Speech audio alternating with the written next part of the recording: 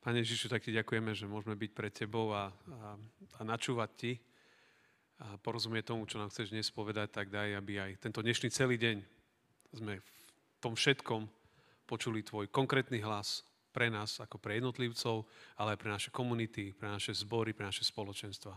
O to sa modlím a o to prosím v tvojom mene Ježiš. Amen. Amen. Existuje jeden zaujímavý dátum, ktorý možno, že je dobré mať niekde v merku, a to je 5. jún 2033. Fúha, nie je to úplne ďaleko. Ktorí trošku to tak poznajú, tak vedia, že to je deň, ktorý by mal byť svetodušná nedeľa, a kedy si globálna cirkev na svete pripomenie jednu vec, a tak trošku symbolicky, ale že 2000 rokov od zoslania Ducha Svätého a vznik cirkvi.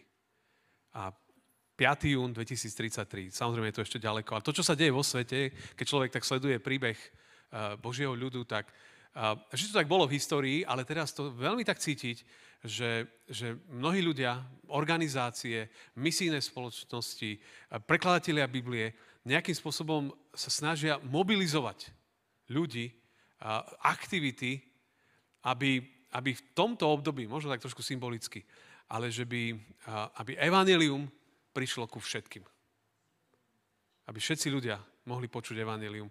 Ono vždy v histórii to bolo, že vždy boli nejaké také aktivity pri nejakých výročiach, ale je to zaujímavý moment. 5. jún 2033, možno má to niekde v kalendári. A mne sa to páči v tom, že mnoho ľudí naozaj veľmi premýšľa, ako priniesť evanjelium. A vracajú sa k tomu, čo Ježiš povedal v Matúšovi 28, 19, 20. A v skutkoch 1.8 sú dva texty, kde Ježiš hovorí: choďte teda, čiňte mi učeníkmi všetky národy, krstiac ich men Otca, Syna i Ducha Svätého a učať ich zachovať všetko, čo som vám prikázal. A hľa, ja som s vami po všetky dni až do konca sveta. Amen. Je tam. A potom skutky 1.8, ale príjmite moc Ducha Svätého, ktorý zostupí na vás a budete mi svedkami. Aj v Jeruzaleme, aj po celom Judsku, aj v Samárii, až do posledných končíc zeme. Máme prijať Ducha Svätého, byť svedkami a činiť učeníkov. Veľmi jednoduché pozvanie. Veľmi jednoduché pozvanie. A do tohto nás Ježiš pozval, do tohto nás zavolal celú svoju cirkev, celú svoju nevestu.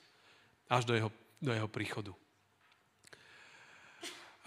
Boli sme taká skupina v septembri na 4. kongrese Lozanského hnutia. Lozanské hnutie, ktoré založili ľudia ako Billy Graham a John Stott v 74.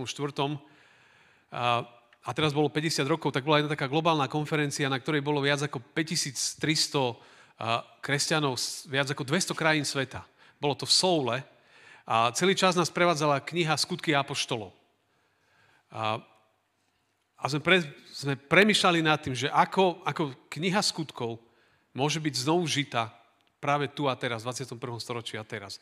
A okrem tých iných vecí, Michael Oach tam predstavil jednu takú fascinujúcu víziu toho, že lozanské hnutie je zamerané na misiu v dnešnom svete, že do roku 2050 hovoria o takých troch dôležitých dôrazoch. A on hovorí, že činiť učeníkov. Čo znamená, že my nechceme iba konvertitov, a chceme učeníkov. Chceme ľudí, ktorí sú hlboko oddaní jeho veci. Premenení, nadšení následovníci. On hovorí, že toto je ako keby taká vízia znovu pripomenutá pre cirkev. Činiť učeníkov z ľudí. Že nechceme ľudia len prišli ku Ježišovi, ale že boli ním premenení, transformovaní a potom išli a oni činili ďalších učeníkov. Veľmi, veľmi silné. Druhé je, že činiť zrelých učeníkov v cirkvi. Aby cirkev nebola o konzume. Ale aby tam rástli ľudia, ktorí sú hlboko premenení, hlboko odovzdaní. A to tretie je dôraz, že digitálne technológie. Že to je jedna z ciest, ktorú by sme mali brať vážne. A to, čo aj dneska tu viacka zaznelo, stále to tak nejak vnímam, že sme pozvaní do činenia učeníkov.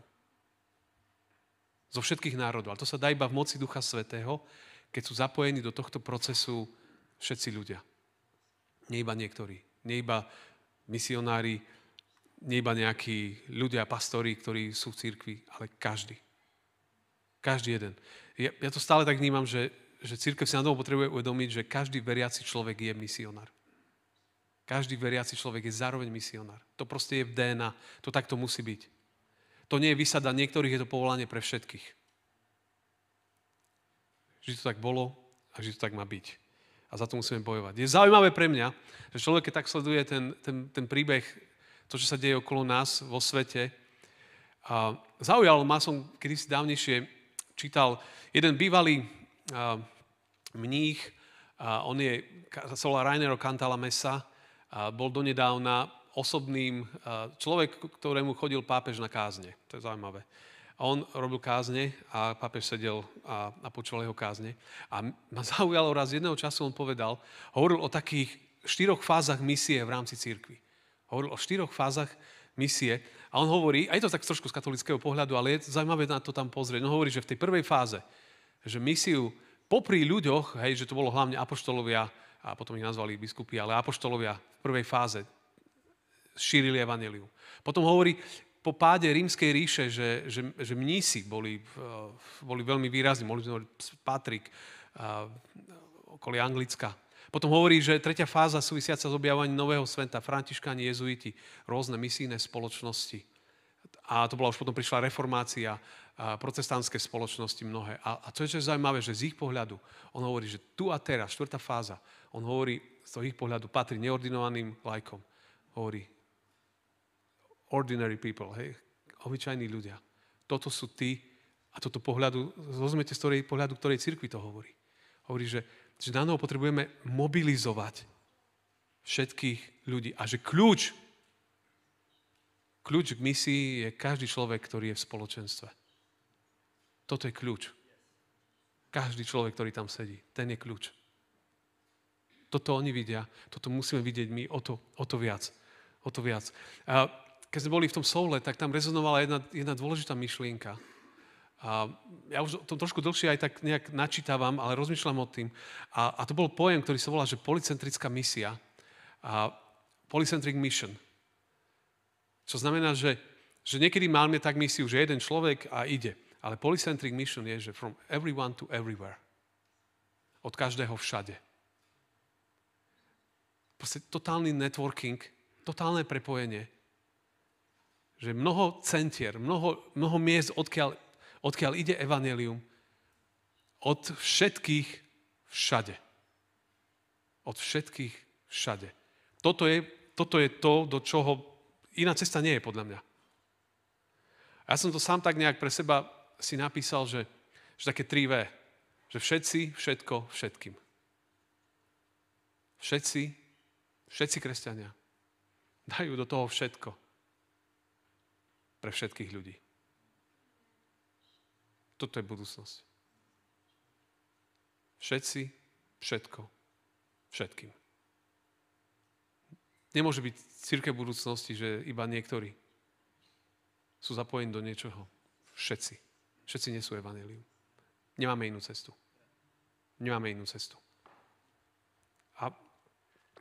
A toto je pre mňa dôležité, keď rozprávam, že všetci, to naozaj, že ktorí to myslia s Bohom vážne. Nemôžem byť kresťanom a nebyť misionárom. To je nekompatibilné. A preto potrebujeme takú ako keby novú mobilizáciu pre nás. Nové premoženie Duchom Svätým, novú skúsenosť, nový dotyk. Aby každý človek prežil, a v cirkvi naozaj potrebujeme k tomu ľudí uvoľňovať. Keď Boh niečo dá niekomu na srdce, mi sa veľmi páči, v našom zbore prišiel za mnou pár mesiacov, už tak dozadu, jeden brat a mi hovorí, že on zažil dotyk Boží cez rozdávanie vizitiek s biblickými veršikmi. Jak to bolo, že nejaký old school systém. Ale že s biblickými veršikmi, že proste niekto prišiel a dal mu veršik na nejakej vizitke. A on mi hovorí teda u nás, že mi to veľmi leží na srdci ako jedna z foriem šírenia evanjelia.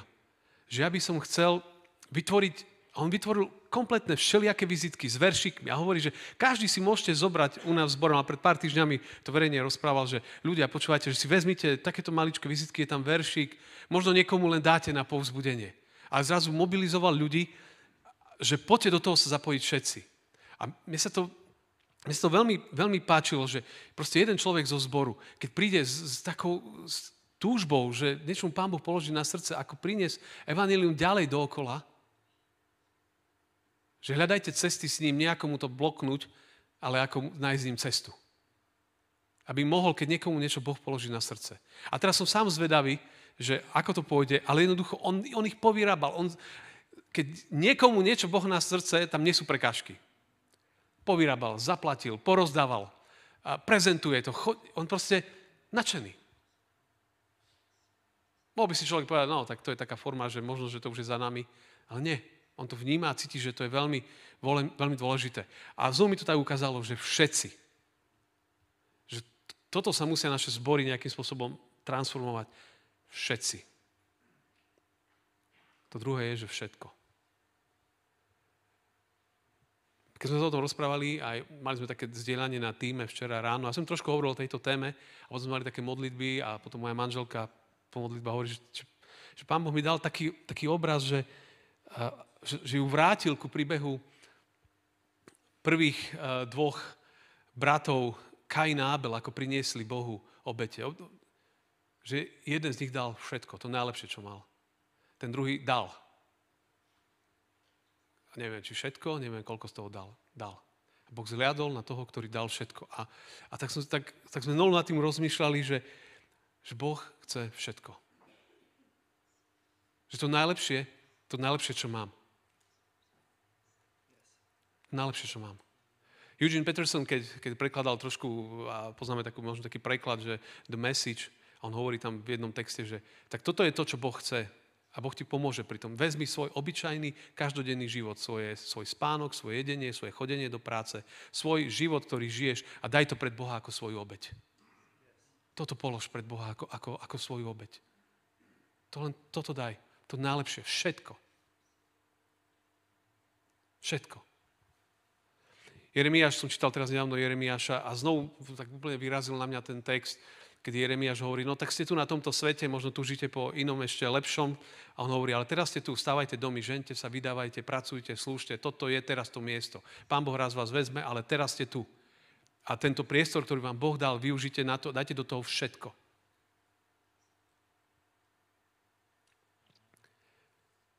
Nový jazyk evangelizácie, pohostinnosť, učeníctvo, Ježiš, to bol party muž.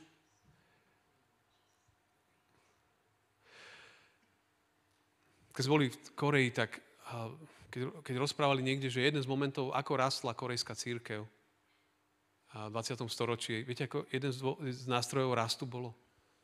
Že ľudia sa v zbore mohli najesť. Bol hlad v krajine. Bol hlad. Ľudia nemali čo jesť. Cirkev nejakým spôsobom distribuovala, dávala jedlo. A cirkev rastla, lebo tam bolo jedlo. Možno iný zaujímavý spôsob. A potom prišlo evanjelium a všetko. A cirkev rástla, lebo niekto dal jedlo. Priniesol jedlo na stôl. Jedlo, komunita, spolu, zdieľanie príbehov, otvorené domy, že všetko dám Bohu, to je tá cesta. Sme počúvali všetky 3 príbehy z Lukáša 15. My potrebujeme ľudí k tomu aktivovať.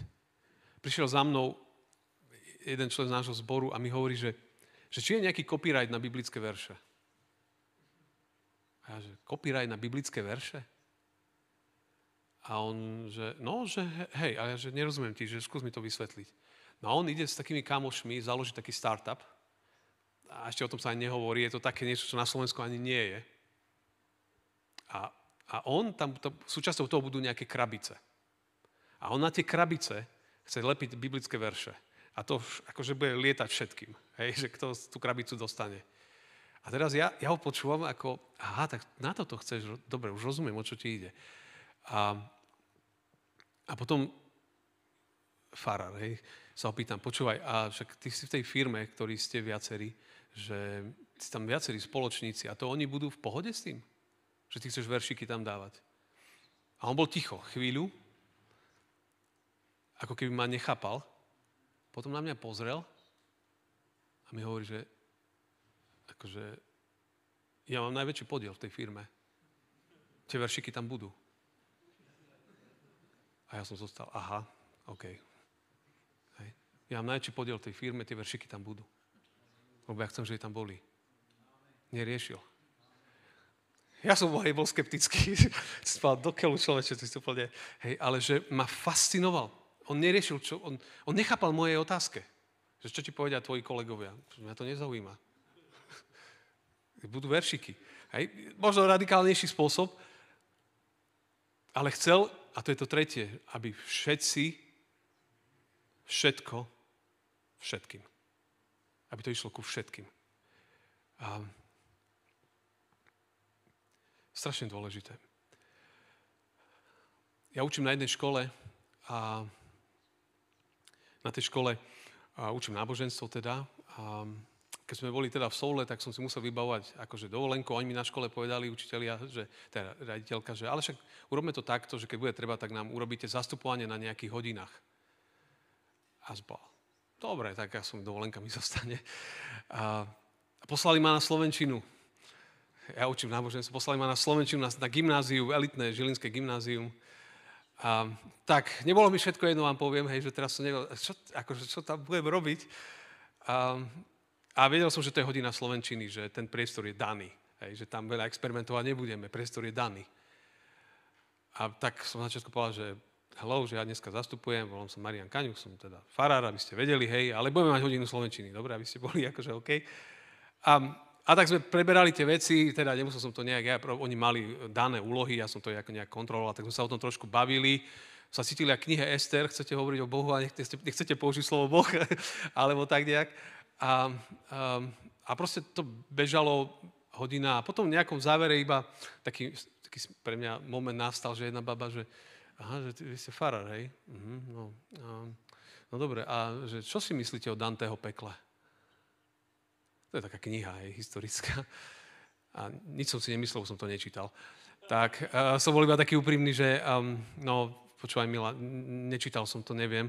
Tak, ale možno si to môžem pozrieť. A ona bola v pohode, dobre. Ako brala to, že som férovo povedal, že som tam nehral nejakú hru. No, skončila hodina a som si povedal, no tak tu možno zaujímavá hodina. Mesiac na to, idem si po chodbe ráno a zrazu prišlo za mnou také, ja som tam nevidel také dievča a že prosím vás. A ja, že no. A ona, že vy ste boli u nás na hodine. A ja, no, bol, to asi pred mesiacom. A ona, no, že ja si to pamätám. A ja, no, hej, dobre. A ona mi hovorí, že mňa veľmi zaujal ten váš prístup, postoj, že ak ste s nami rozprávali. Na tej hodine nepadlo slovo Boh. Že ak ste mali ten váš postoj, že kde sa stretáva vaše spoločenstvo? Ja by som možno tam niekedy prišla. Že by som chcela prísť.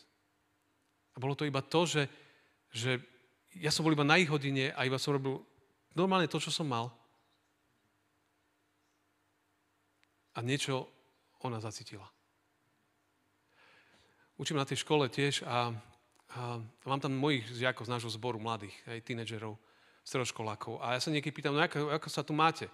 A oni mi hovoria, že to je ťažké na tej škole.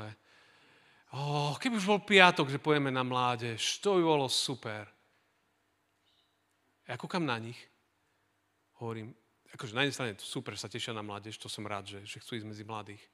A som hovoril, že počúvaj, ale však toto nemôže mať tento mindset v škole. Ty tu máš celú triedu.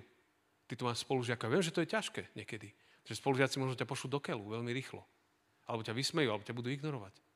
A som povedal, že my potrebujeme zmeniť mindset svojej hlavy, že tam, kde som, že toto je moje, nechcem povedať tak, že misijné pole, ale že to je miesto, kde ma Boh dal, že ja tam trávim drvivé hodiny svojho života a času a ja nemôžem tam prísť, že pondelok ráno prídem do školy s postojom, že kedy bude piatok po obede.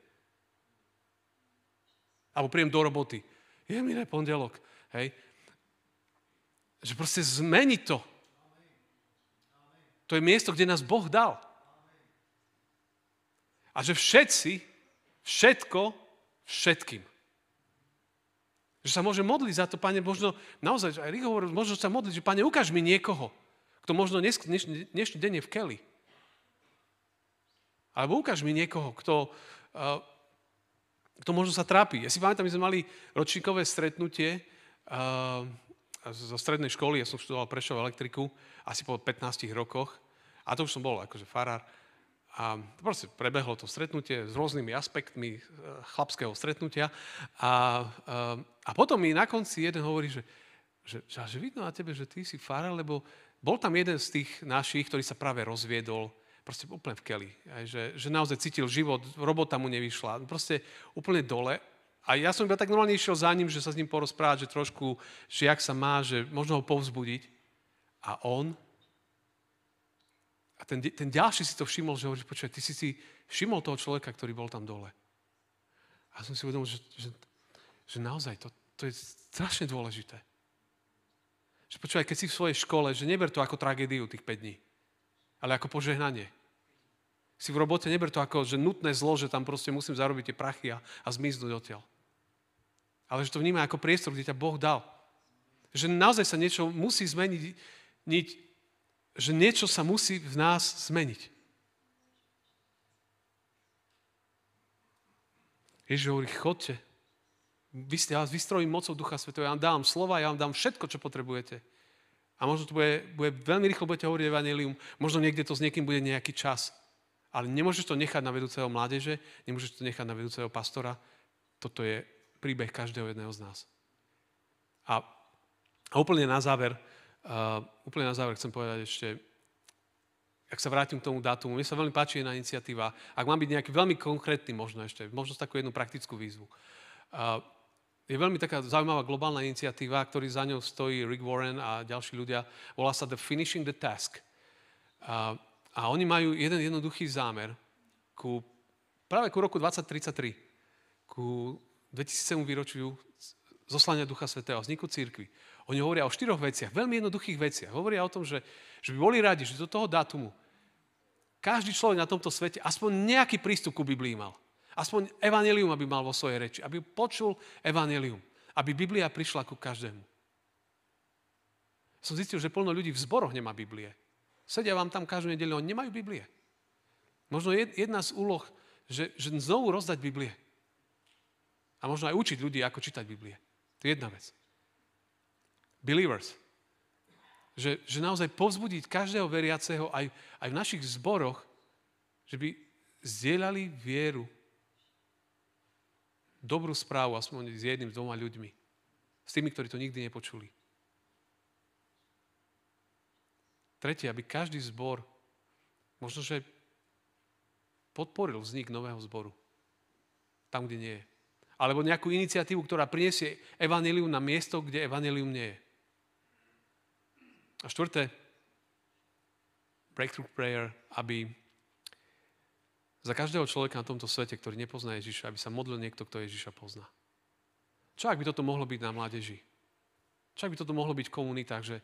Že poďme urobiť niečo, možno, že konkrétne, možno sa pridať k tomu niečomu. Ničom nás to nezaväzuje, ale možno je to iba pozvanie.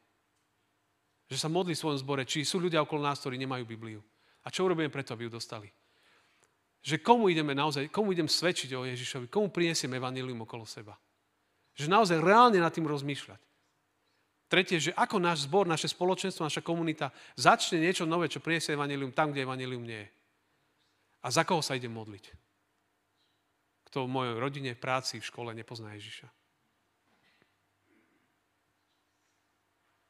Lebo do toho sme pozvaní.